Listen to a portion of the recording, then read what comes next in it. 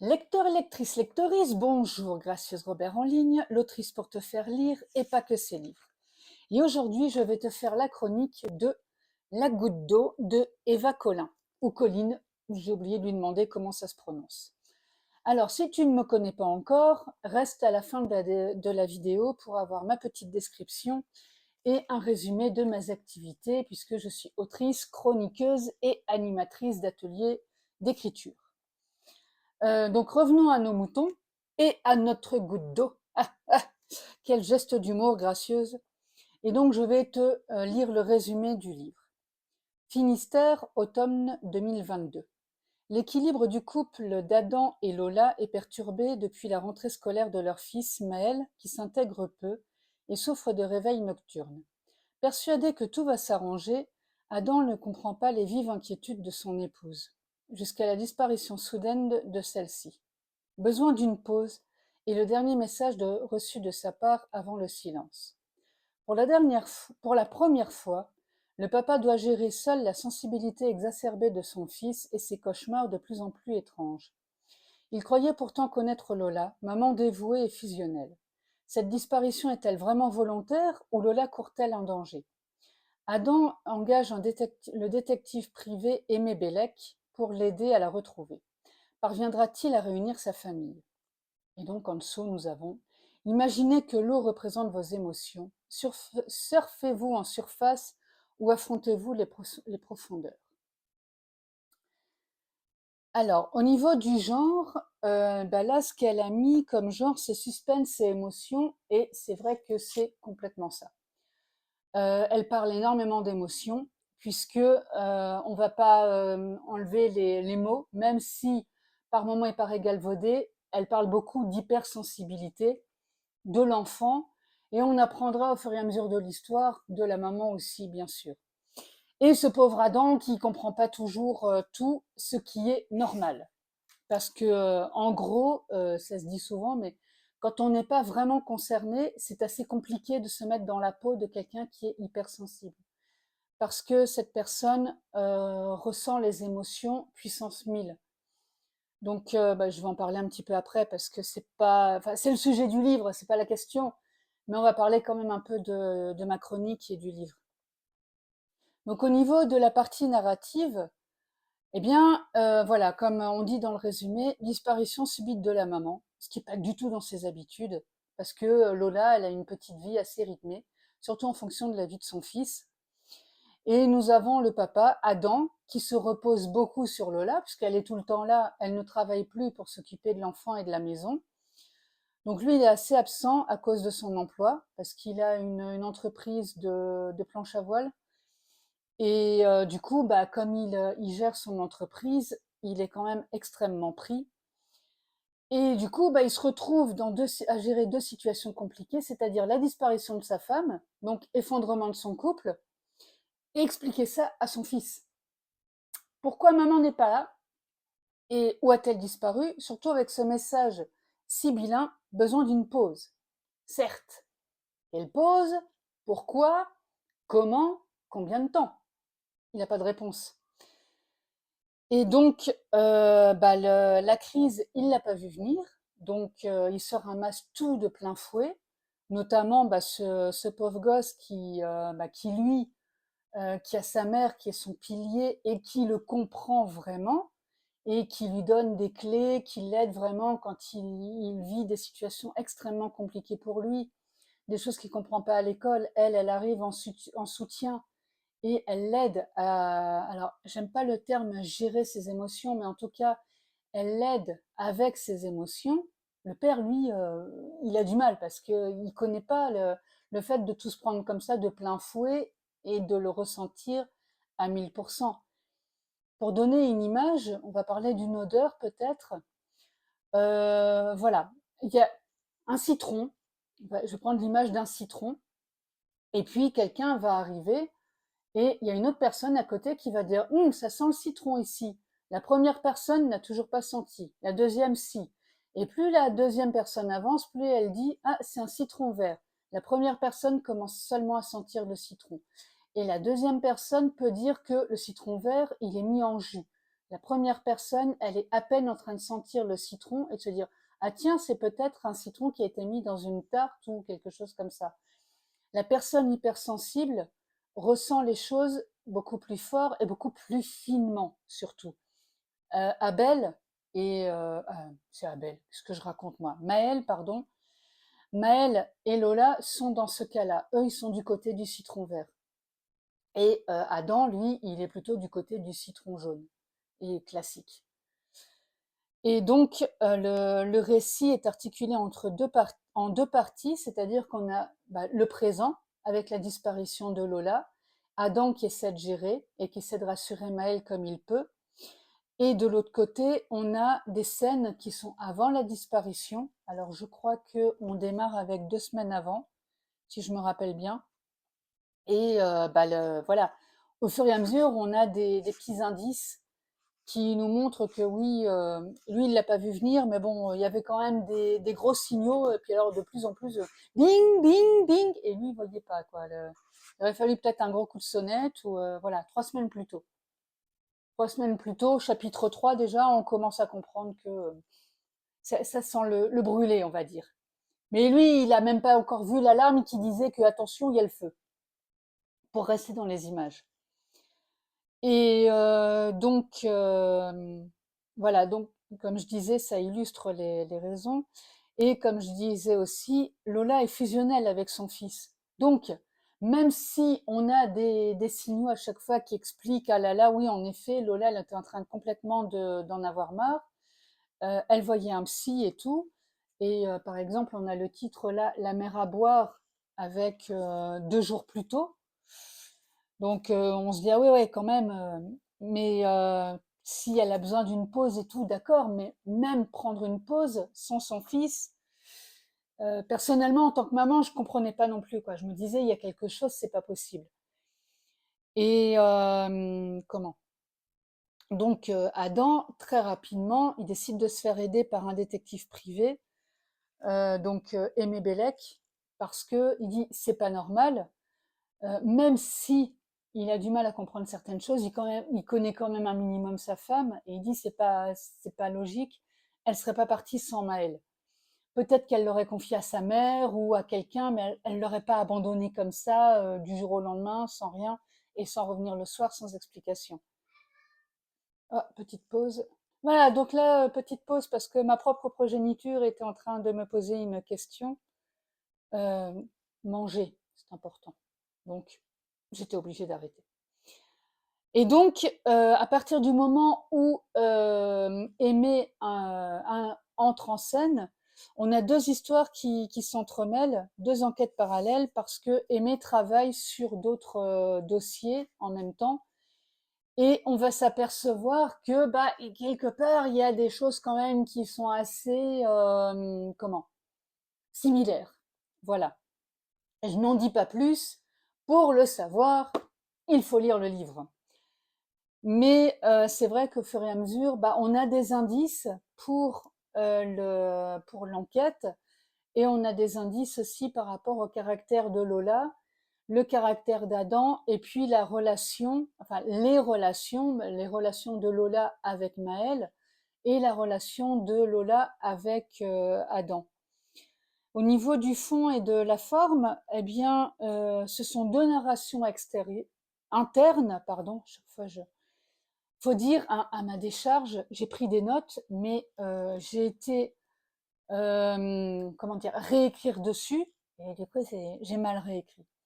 Donc, ce sont 2 narrations internes, parce que donc l'autrice a vraiment pris le point de vue d'aller creuser dans les émotions et les pensées de chaque personne, étant donné que son but, bien sûr, comme elle disait, c'est de parler des émotions.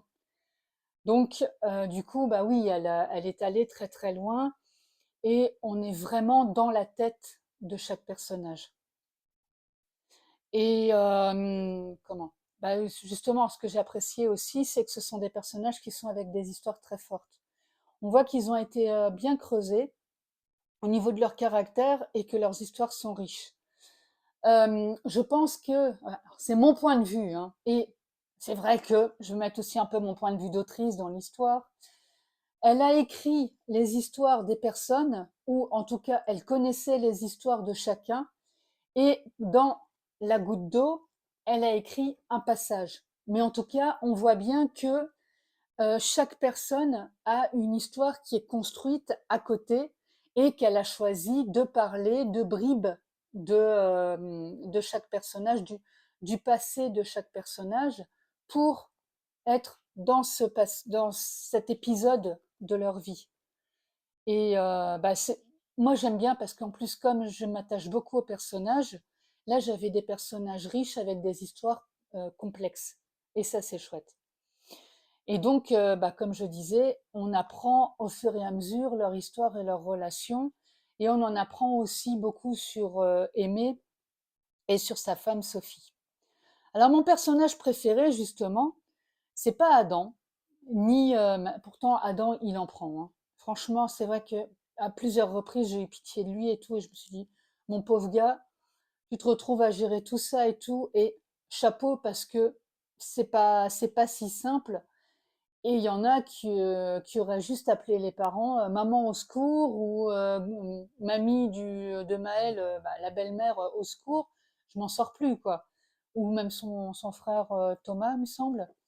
Voilà, là, il essaye vraiment de tout gérer tout seul avec son fils, et c'est assez compliqué. Maël, c'est un enfant, donc bien sûr, en tant que personne déjà, on a tendance à vouloir protéger les enfants.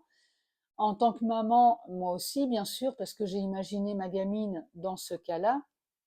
Et même en tant que maman universelle, quand je vois un gosse qui a un problème, souvent, c'est vrai que j'ai tendance à aller le voir ou quoi. Voilà. Moi, je suis le genre, quelqu'un qui me dit, comment? Et j'ai mal à la tête et tout. Je suis déjà en train de lui sortir un dafalgan et de lui donner avec un verre d'eau, hein, voilà, même si c'est une personne adulte, hein. Donc, mais tout ça pour dire que non, c'est Sophie, mon personnage préféré, donc qui est l'épouse de Aimé, et qui est une femme discrète mais efficace, parce que elle est en personnage secondaire, mais en même temps, on voit que à chaque fois qu'elle apparaît dans l'histoire, elle est importante. Et on devine dans le récit que elle a énormément agi en arrière-plan. Et je pense que si elle n'avait pas été là, la situation ne se serait pas résolue de cette manière-là. Elle est vraiment un gros soutien de Aimé parce qu'ils travaillent vraiment en collaboration. Et puis, elle s'occupe aussi beaucoup de Maëlle. Alors, elle est psy, ça aide pour aider l'enfant, mais il n'y a pas que ça, quoi. Elle est vraiment, enfin, moi, c'est vraiment une personne qui m'a touchée, même si c'est un personnage secondaire. Et alors, à recommander à qui? Je dirais un petit peu à tout le monde parce que il y a plein de gens qui vont y trouver leur compte. Ceux qui sont amateurs d'enquête, ils vont aimer parce que justement, voilà, il y a vraiment un fond d'enquête avec une histoire, avec un détective privé et avec des indices au fur et à mesure. Et aux amateurs de romans, parce que il y a aussi une histoire très profonde, bien creusée par rapport à la problématique du couple, la problématique de l'enfant dans le couple, et justement, moi j'ai aussi trouvé un peu le fond du rôle de la femme quand elle devient maman, elle s'efface pour son enfant. Alors, bonne ou mauvaise solution, ça chacun voit son point de vue, enfin à son point de vue et à sa manière de réagir, parce que je l'ai déjà dit dans d'autres vidéos, quand on expulse l'enfant hors de son corps, il n'y a pas le Saint-Esprit qui nous tombe dessus et qui nous donne le mode d'emploi pour devenir maman déjà, et encore moins pour s'occuper de cet enfant-là en particulier. Alors personnellement, j'en ai qu'un, donc je ne sais pas comment je me serais comportée si j'en avais eu un autre, mais chaque enfant est différent et chaque enfant a son mode d'emploi. Et c'est vrai que moi, j'ai appris à parler le langage de mon enfant parce que j'ai eu une personne intégrale en face de moi qui était en construction, certes, mais qui avait déjà son caractère qui s'était formé. Et donc, il a fallu qu'on s'apprivoise mutuellement pour évoluer ensemble. Et on continue d'ailleurs d'évoluer ensemble. Et voilà, c'est le cas aussi de Lola avec Maëlle. elle est devenue maman, elle a pris son rôle de maman, elle avait encore son rôle d'épouse et son rôle de femme. Personnellement, je me suis demandé où il était. Je crois qu'il a été un peu effacé, c'est mon point de vue. Voilà, donc plein de pistes sur ce livre et plein de messages, c'est ça aussi qui était très chouette. Et donc voilà, je pense que tout le monde peut y trouver son compte. Et j'ai oublié, comme d'habitude, hein, dans ma grande diplomatie légendaire, de parler de ma petite dédicace parce que j'ai eu le plaisir d'être à côté de Eva au stand c'était Love Story. Donc on a eu l'occasion de beaucoup discuter et à la fin du salon, j'ai dit bah je vais t'acheter celui-là parce qu'il m'a l'air bien sympa. Et donc Eva, merci pour cette histoire parce qu'elle était bien chouette. Moi je te dis à très vite pour une autre chronique et reste pour ma description si tu veux en savoir plus sur moi. Alors, maintenant que tu as regardé ma chronique, je vais quand même me présenter, Gracieuse Robert, l'autrice. Donc moi, j'écris des histoires, j'allais dire contemporaines, mais non, pas que, parce que j'ai aussi écrit une histoire fantasy, j'écris aussi des nouvelles. Donc je suis plutôt une autrice slasheuse, c'est-à-dire que je vais écrire des romans, des nouvelles, des lettres, des histoires courtes, des histoires longues, avec des thématiques quand même que j'estime assez fortes. J'aime beaucoup parler de la femme, de la maternité et de la famille, parce que par exemple, dans la descendance de Kilijo, j'ai quand même beaucoup abordé le thème de la famille et de la paternité. C'est-à-dire que mon personnage a eu une enfant, il apprend qu'il est père quand elle a 5 ans, et étant donné que la mère est morte, il va récupérer l'enfant pour l'élever lui-même. J'ai écrit aussi sur, dans ma vie en blog, une femme qui ne veut pas d'enfant, et son amie Claire non plus d'ailleurs. Dans Les voyages forment la jeunesse, Agathe, l'amie de Clotilde et de Claire qui ne veulent pas d'enfants, elle en a deux et elle part en voyage avec son mari parce que elle s'est aperçue qu'ils se sont oubliés en tant que couple en s'occupant de leurs enfants. Madame Eugénie, qui est une nouvelle, là par contre, c'est justement: est-on une femme si on n'a pas d'enfant? Parce que je lis quand même assez souvent que une femme est une femme accomplie quand elle a eu un enfant. Alors, tout mammifère peut avoir un enfant, ou un petit, et donc je ne vois pas en quoi quelque chose qui est naturel et qui est, je dirais, à la portée de beaucoup, la majorité, on va dire, parce qu'on ne va pas parler du cas des femmes qui sont stériles, peut donner naissance à un petit, et je ne vois pas en quoi ça va permettre à la femme d'être plus accomplie qu'une qui n'en a pas eu, que ce soit par choix ou par, comment dire? Par, biologie. Bref, donc voilà, pour présenter un petit peu ce que je fais et en quoi j'officie en tant qu'autrice. J'anime aussi des ateliers d'écriture, donc là où justement on va pouvoir aborder soit des thématiques très fortes, soit on va pouvoir s'amuser, juste à développer la créativité, prendre un petit temps pour soi, pour, jouer avec les mots, et surtout aussi lire en public. Parce que, pareil, en discutant avec les gens, il y en a beaucoup qui écrivent ou qui n'osent pas écrire parce qu'ils se disent ils intéressent personne, ou qui ont peur de recevoir le retour de quelqu'un. Mais, on peut faire des retours constructifs et on peut justement, en s'entraînant, améliorer pas mal de choses.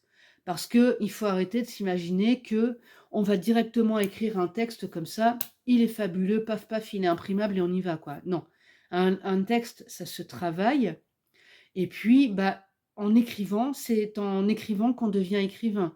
En forgeant, on devient forgeron, en écrivant, on devient écrivain, et en écrivant régulièrement comme ça, on va être de plus en plus, performant. On va avoir moins de mal à trouver ses mots, on va pouvoir faire un texte plus facilement, trouver ses idées plus facilement, et on n'est pas obligé d'écrire un roman de 300 pages au premier coup, hein. On peut très bien écrire un petit texte de 10 lignes, voir un petit peu ce que ça donne, et passer ensuite en montant en longueur ou en thématique, ou voilà, c'est, la thématique des ateliers, c'est ça. C'est vraiment d'accompagner dans l'écriture et de voir après jusqu'où la personne veut aller en atelier. Pour l'instant, je préfère animer des ateliers en groupe. On ne sait pas ce que je ferai par la suite. L'avenir nous le dira. De toute manière, tout est sur mon site que je mets en description. Et donc pour les chroniques, alors ça c'est pour les auteurs, qu'ils soient édités ou auto-édités. Donc je propose des chroniques écrites, des chroniques vidéo. Donc là c'est le forfait supérieur, chronique écrite plus chronique vidéo. Et on a le forfait premium, c'est-à-dire chronique écrite, vidéo et interview de l'auteur. Donc si tu veux en savoir plus sur mes services, bientôt je les mettrai en ligne. Sinon tu m'envoies un petit MP, je t'envoie un petit devis, on en discute et voilà. Le but, bah, c'est de faire la promotion du livre, d'expliquer selon un plan établi. Alors je cherche, je n'ai plus mon petit cahier, mais j'ai un plan établi pour faire ma chronique, pour expliquer un petit peu ce que j'ai pensé du livre. Je parle du résumé, enfin voilà, je présente le livre en global. Et puis comme ça permet d'avoir du matériel pour aller faire la promotion du livre en disant: «Tiens, voilà, Gracieuse Robert l'a chroniqué, voilà ce qu'elle en a pensé». Et parfois, avec ce genre de retour, ça peut encourager des lecteurs qui aiment bien voir les retours d'autres personnes à l'acheter et à le lire. Voilà, parce que quand on est auteur, on sait à quel point un retour est précieux, surtout un retour argumenté. Voilà, moi je te laisse retourner, vaquer à tes occupations et si tu veux, des renseignements, n'hésite pas, tu m'envoies un petit mail, mon assistant te répond dans les 48 heures et comme ça, nous pouvons discuter de ce que je peux te proposer. Je te dis à très vite.